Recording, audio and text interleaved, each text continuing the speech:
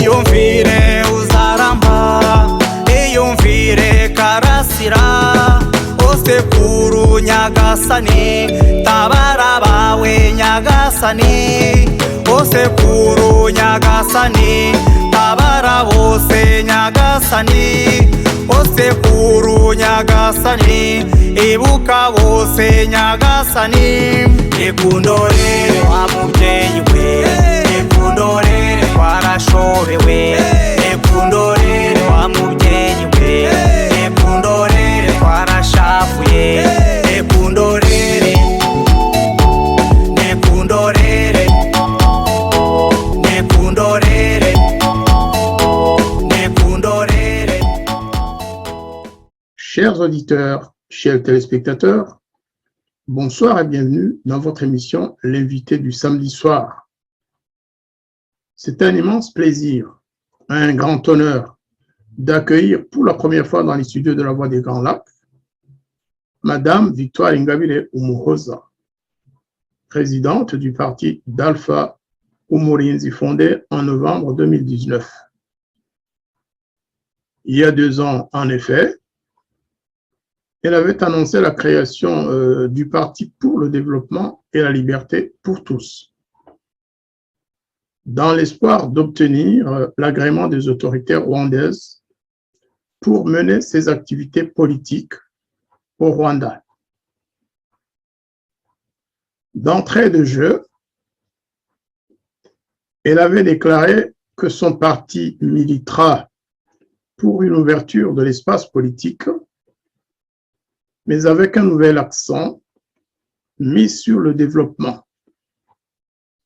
Elle ajoutait, et je cite, « Aujourd'hui, on dit que le Rwanda est un pays développé, alors que si on passe dans les milieux ruraux, on voit que la population vit dans une pauvreté abjecte.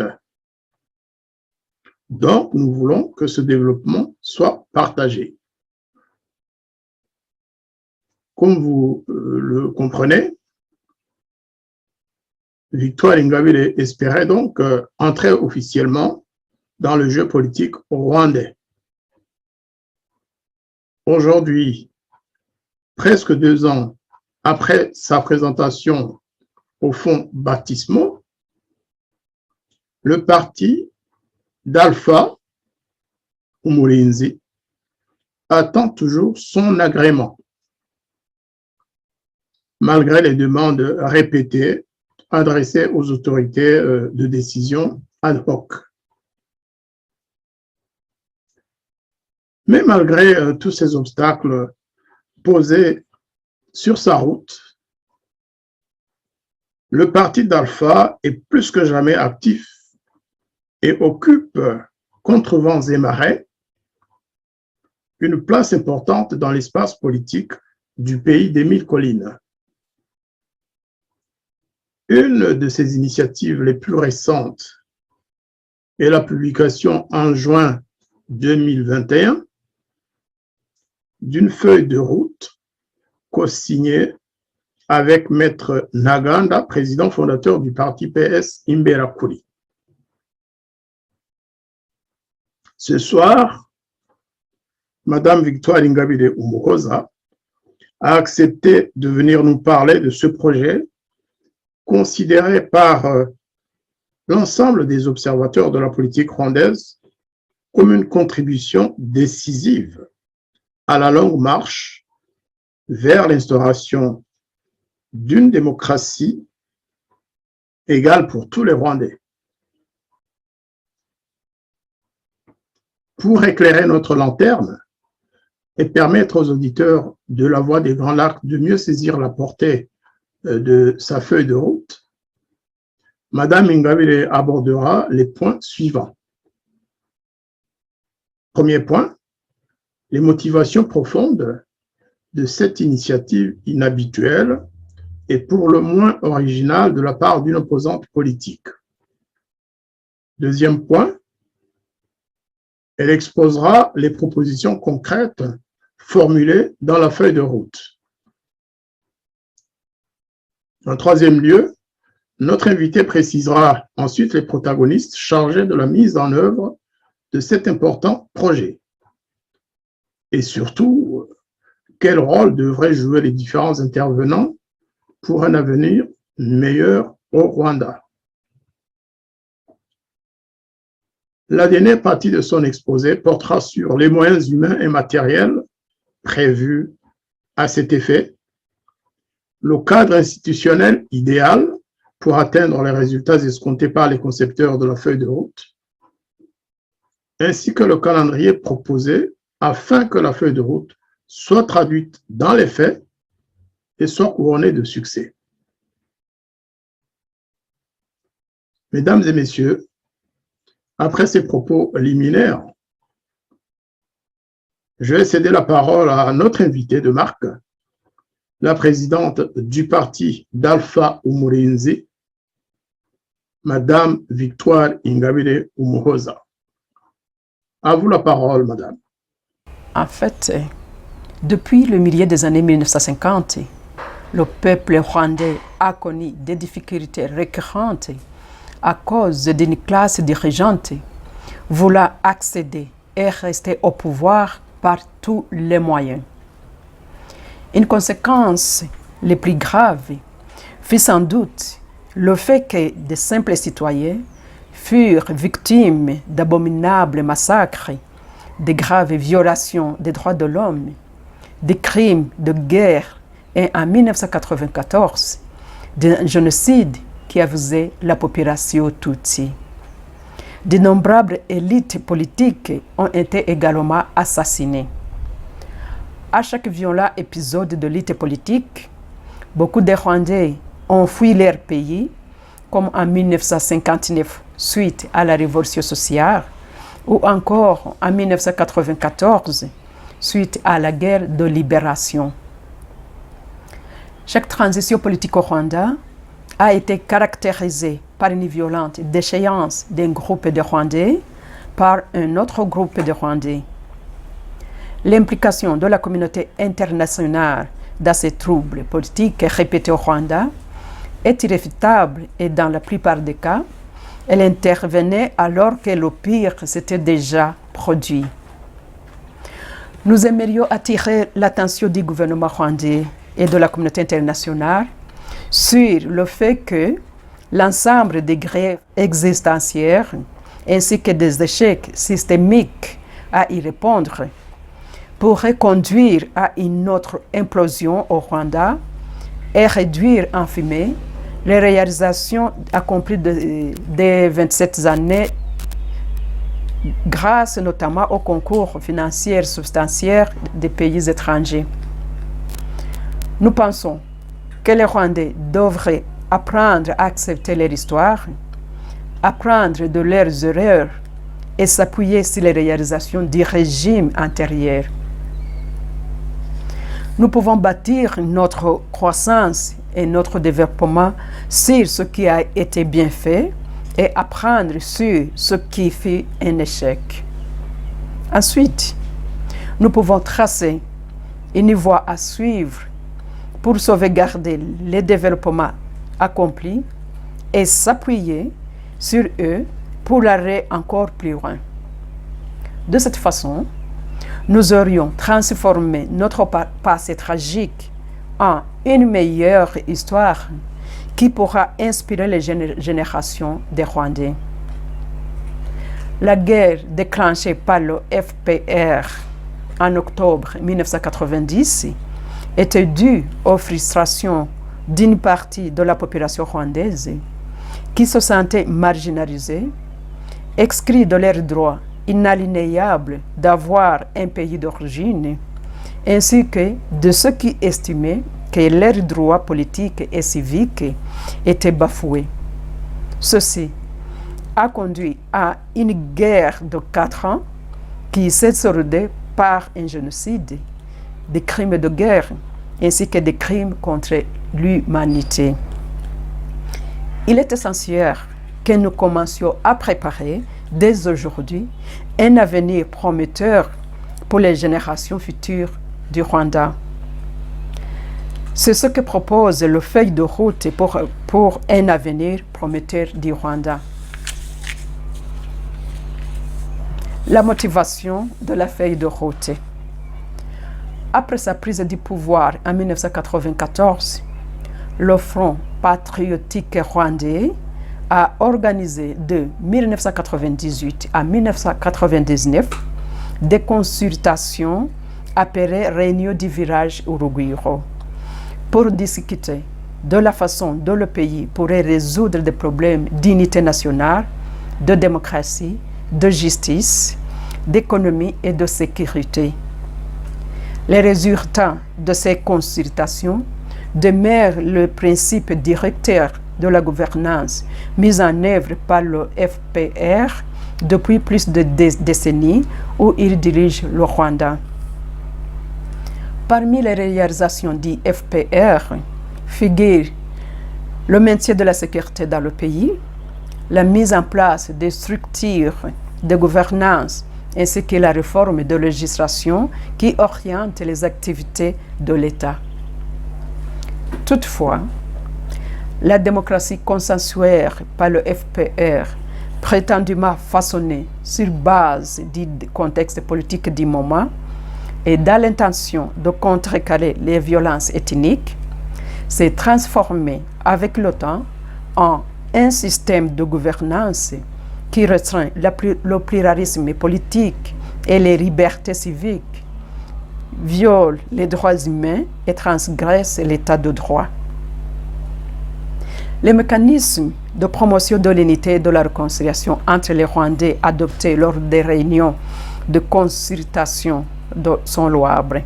Cependant, il existe encore des points de vue divergents entre les Rwandais, notamment en ce qui concerne la commémoration des victimes des crimes de guerre commis avant, pendant et après le génocide contre les Tutsis.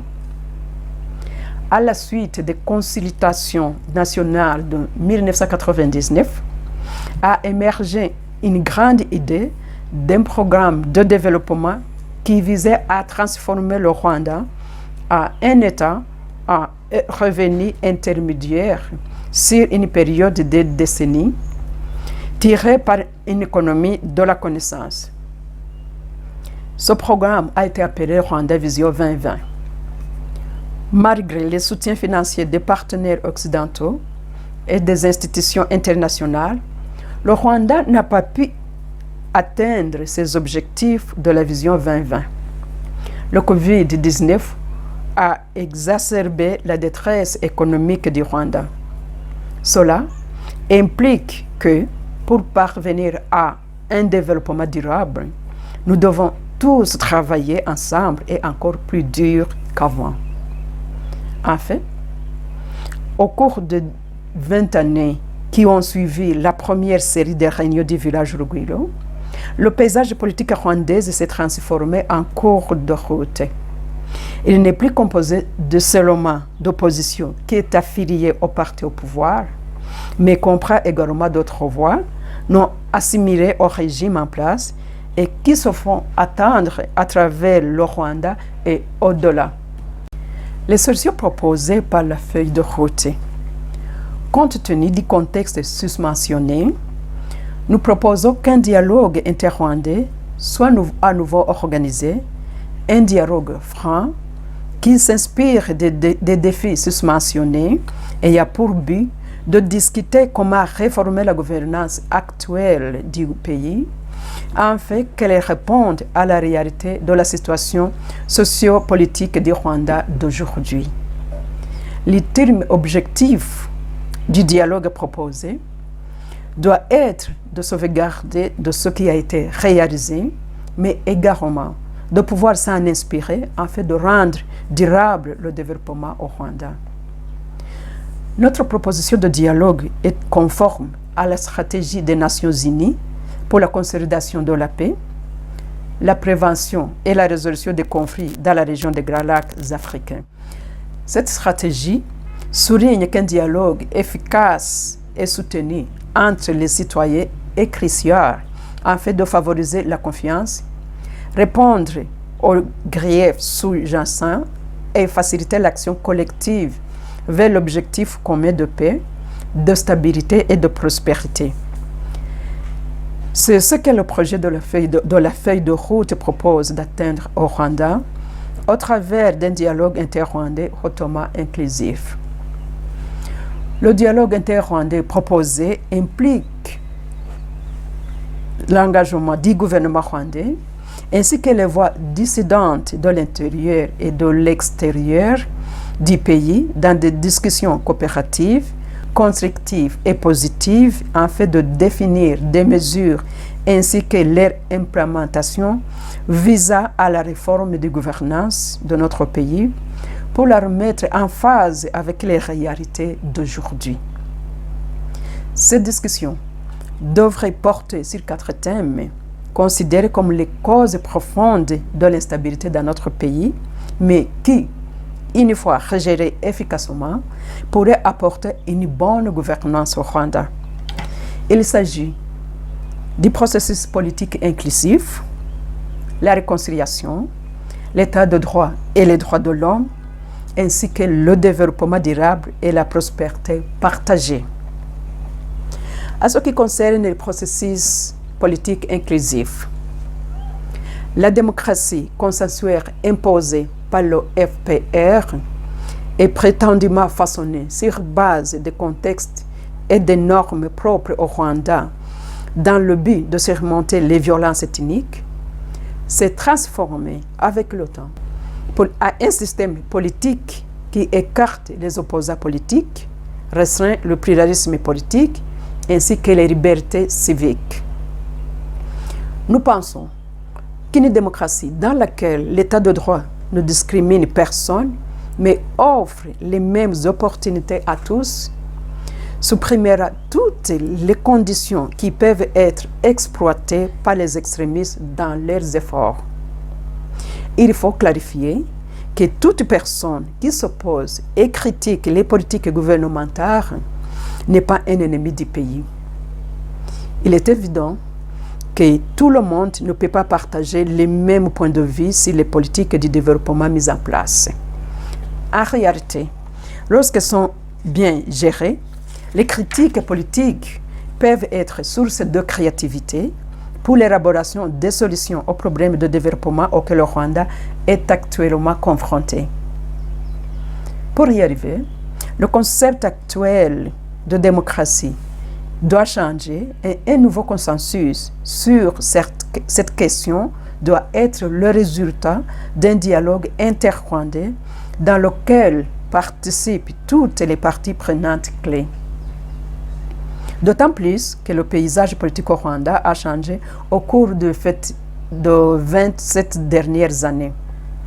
L'environnement politique du Rwanda continuera à évoluer au fil du temps et la démocratie telle qu'appliquée par le Rwanda doit être ajustée afin de répondre aux réalités d'aujourd'hui.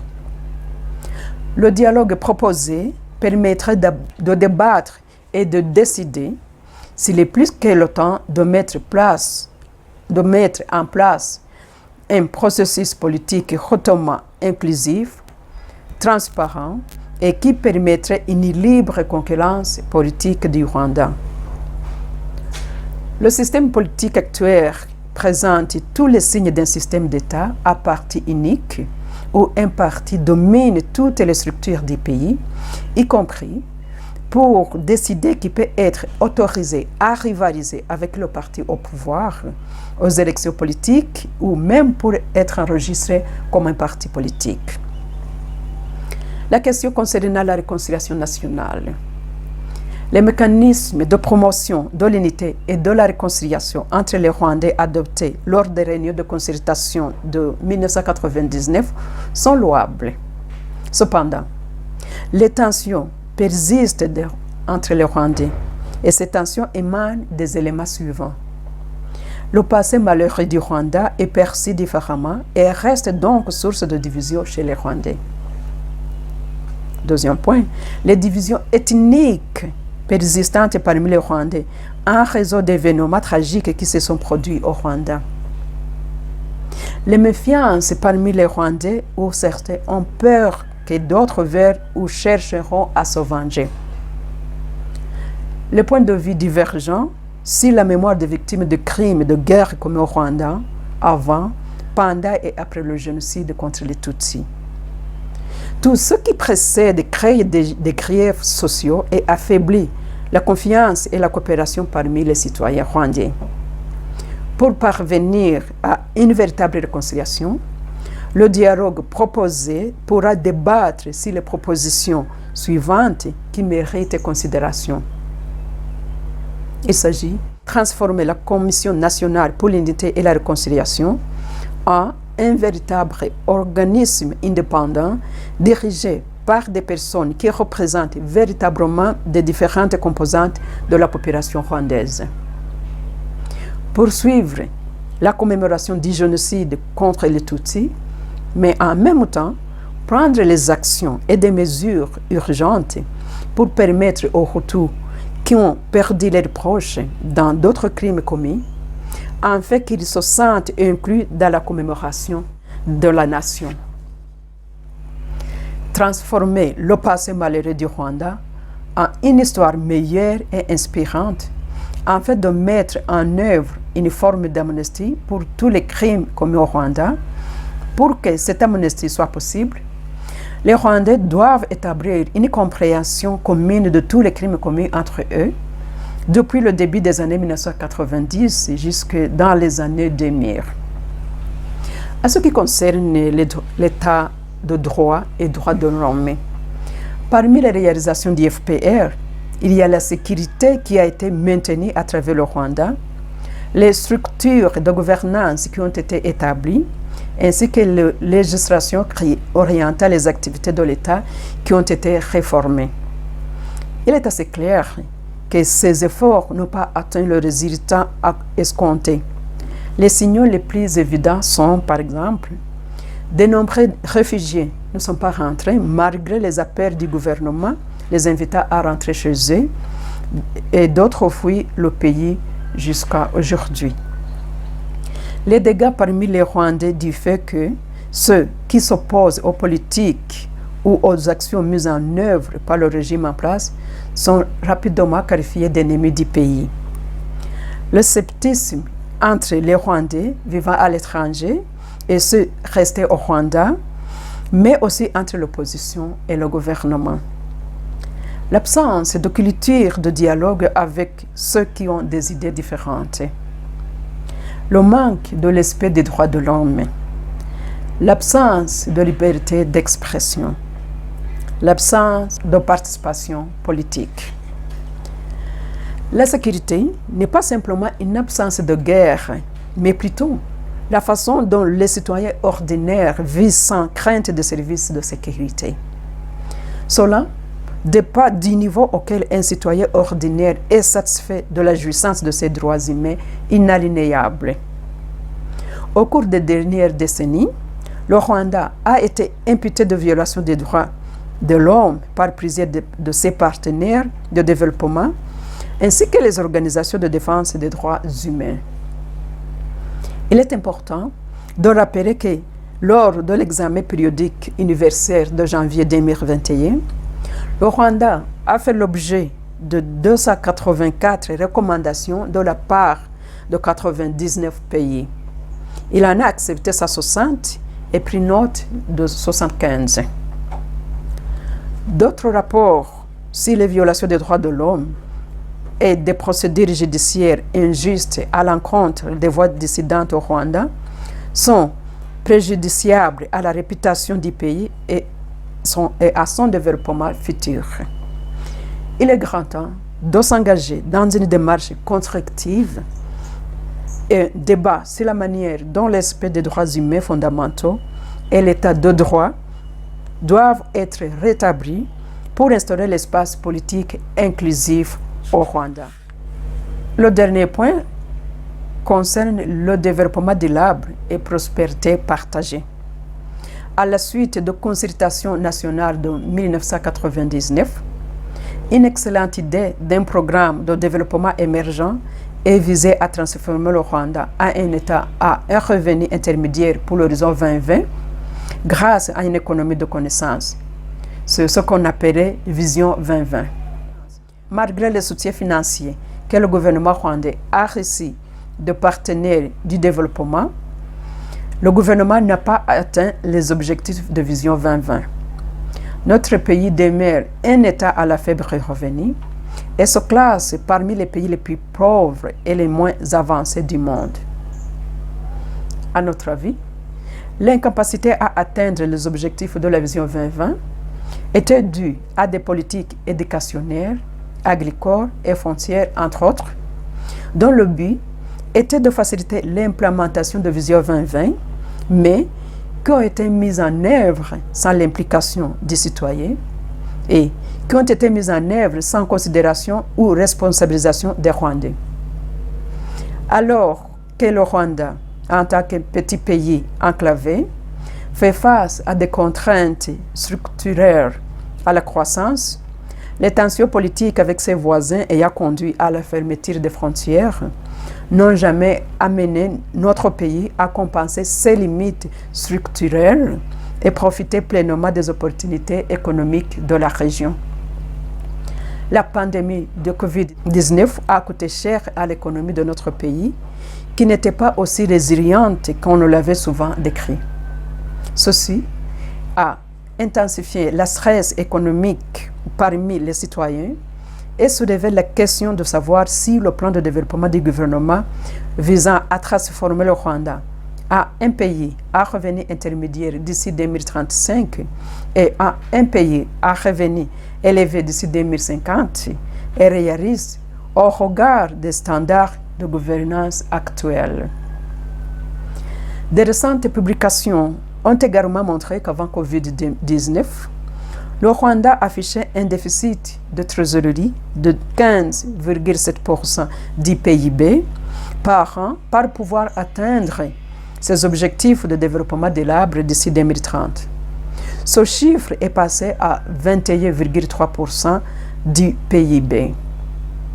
Nous pensons que lorsque les réformes de la gouvernance émanant du dialogue interrwandais proposé par le feuille de route entre le gouvernement et les voix décidantes auront été mises en œuvre, cela renforcera immédiatement l'image du Rwanda en tant que meilleur endroit pour faire des affaires.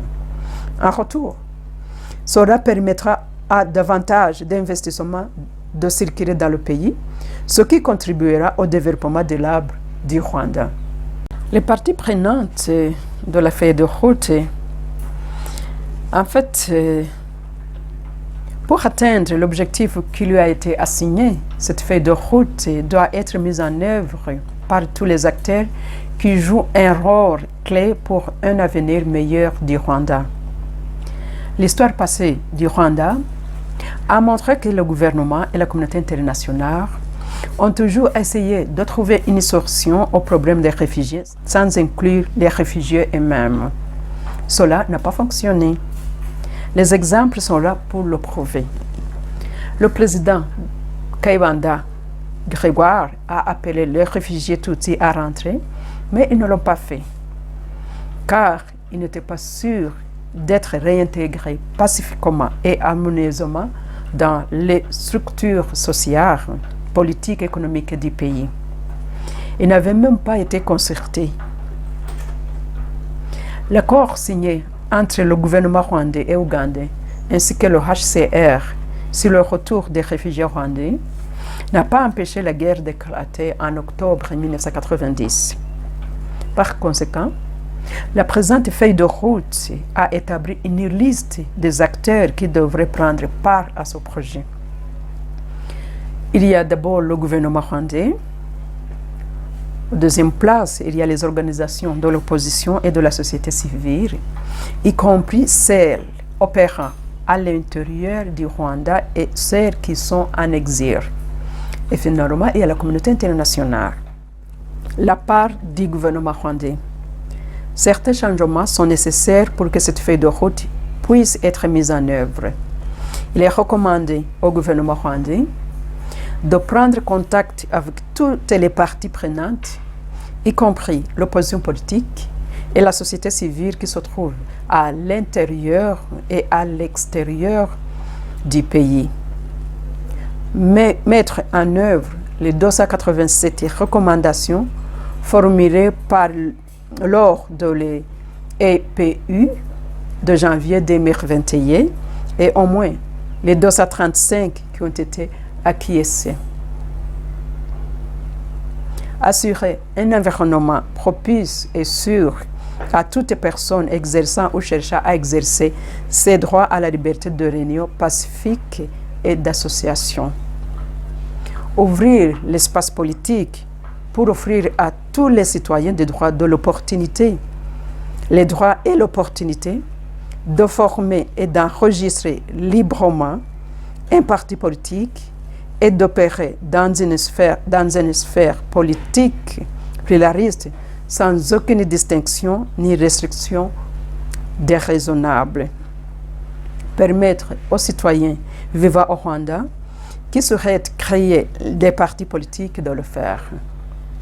Veiller à ce que personne ne soit criminalisé pour avoir exercé ses droits à la liberté de réunion et de l'association, ni ne fait l'objet de menaces ou de recours à la violence, harcèlement, persécution, intimidation ou représailles. Libérer toutes les personnes arrêtées en raison de l'exercice de leur droit à la liberté de rassemblement pacifique et d'association et mettre fin à l'étiquetage de les critiques du régime comme étant des ennemis de l'État. Assurer une éducation politique sur la démocratie des droits de l'homme. À ce qui concerne l'opposition et les organisations de la société civile, les partis politiques d'opposition et les organisations civiles sont des acteurs dynamiques pour faire avancer le Rwanda vers un avenir prometteur. L'expérience montre qu'aucun pays ne peut régler ces nombreux défis sans valoriser le rôle de ses acteurs.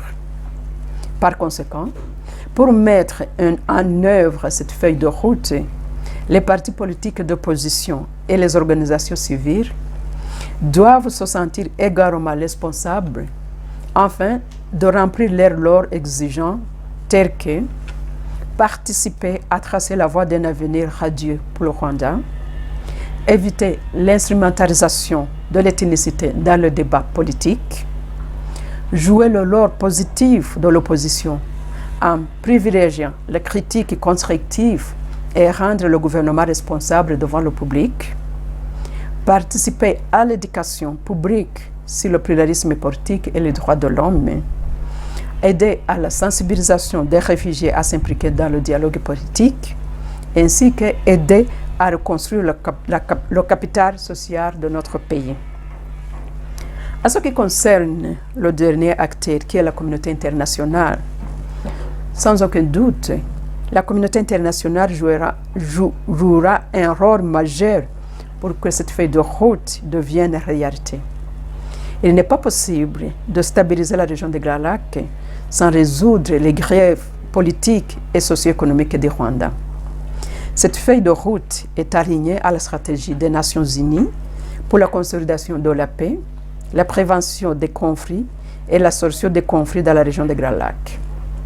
C'est dans ce contexte que la communauté internationale doit soutenir tous les acteurs politiques et les organisations de la société civile dans leurs efforts visant à amener toutes les parties prenantes à consolider une nouvelle vision pour le Rwanda.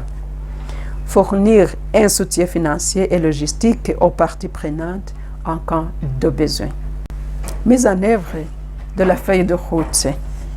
Pour que la feuille de route proposée soit couronnée de succès, il est nécessaire de mettre en place une commission composée des politiciens inclusifs, de religieux et membres de la société civile qui planifiera et mettra en œuvre de manière approfondie la feuille de route.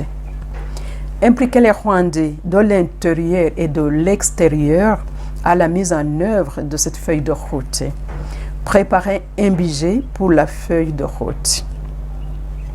Il y a le résultat attendu de la feuille de route. Je vais énumérer quelques points. Transformer le passé malheureux du Rwanda en un avenir meilleur et inspirant. Planifier un avenir meilleur et inclusif pour la jeune génération du Rwanda. aboutir à unité et une réconciliation véritable et durable entre les Rwandais. Garantir une sécurité pérenne pour le Rwanda. Atteindre un développement durable pour le Rwanda. Positionner le Rwanda comme un pays incontestablement inventif et effectivement un modèle de réconciliation dans la région ainsi que sur le continent africain. Changer l'état d'esprit des Rwandais de façon à ce qu'ils soient encouragés à rediriger leurs efforts, leur créativité, ainsi que leur savoir-faire pour atteindre un développement durable au Rwanda. Encourager la jeunesse née ou élevée à l'étranger à retourner au Rwanda pour contribuer à faire du Rwanda un pays prospère. Supprimer les raisons d'exercer des activités politiques en dehors du Rwanda et de créer les conditions permettant d'éviter les insurrections armées avec l'intention de prendre le pouvoir au Rwanda par les armes. Tous les membres de la diaspora rwandaise qui souhaitent rentrer au Rwanda le feront librement sans aucune crainte d'être maltraités, entre autres à cause de leurs opinions. Permettre aux Rwandais intéressés par la politique de le faire en rivalisant pour le pouvoir via des moyens pacifiques et intelligents qui préservent et s'appuient sur les acquis du développement. Alors ici, je vous donne la chronologie des faits. La feuille de route devra être implémentée devant et tout au long du reste du mandat présidentiel. Je parle du président actuel, c'est-à-dire au cours des 3 prochaines années. Ainsi, le président actuel pourra terminer son mandat en laissant un héritage qui aura éradiqué les problèmes amenant les Rwandais à fuir leur pays et qui aura consolidé la stabilité à long terme du Rwanda. C'est le seul moyen de sauvegarder la réalisation actuelle qu'il a accomplie durant sa présidence. Plus important encore, il aura réécrit une nouvelle histoire du Rwanda qui servirait d'inspirer et de fondement aux générations futures qui continueront à travailler ensemble pour rendre le Rwanda sûr et prospère. Conclusion. Pour que cette feuille de route soit couronnée de succès, il faut une volonté politique. Le leadership actuel du pays devra renoncer à beaucoup pour le bien du pays ainsi que pour les nouvelles générations du Rwanda en général. En résumé, la réussite de cette feuille de route requiert la participation totale et entière de tous les acteurs clés cités précédemment. Inutile de dire que le gouvernement rwandais actuel, sous le Front patriotique rwandais, en est leur principal acteur. Il appartient au FPR Inkotanyi de réfléchir à son héritage, étant donné que la mise en place de cette feuille de route sera une pierre angulaire pour un avenir prometteur du Rwanda. Il est important de souligner que le projet de réforme que nous proposons s'inscrit dans la stratégie des Nations Unies visant la consolidation de la paix, prévention des conflits et les résolutions dans la région des Grands Lacs d'Afrique adoptée en décembre 2020. C'est pour cela que j'exhorte tous les acteurs impliqués à la recherche de stabilité dans la région, plus particulièrement dans l'Est de la République démocratique du Congo, de soutenir notre projet de réforme tel que proposé dans le feuille de route, car sans cette réforme de gouvernance au Rwanda, il sera difficile de stabiliser le reste de la région. Je vous remercie. La Voix des Grands Lacs remercie sincèrement Madame Victoire Ingabire Umuhoza pour son brillant exposé et espère que cette conférence ne sera pas la dernière. Nous voici donc au terme de notre émission L'invité du samedi soir et espérons avoir répondu aux attentes de nos fidèles auditeurs et téléspectateurs. Bonne soirée à tous et à très bientôt.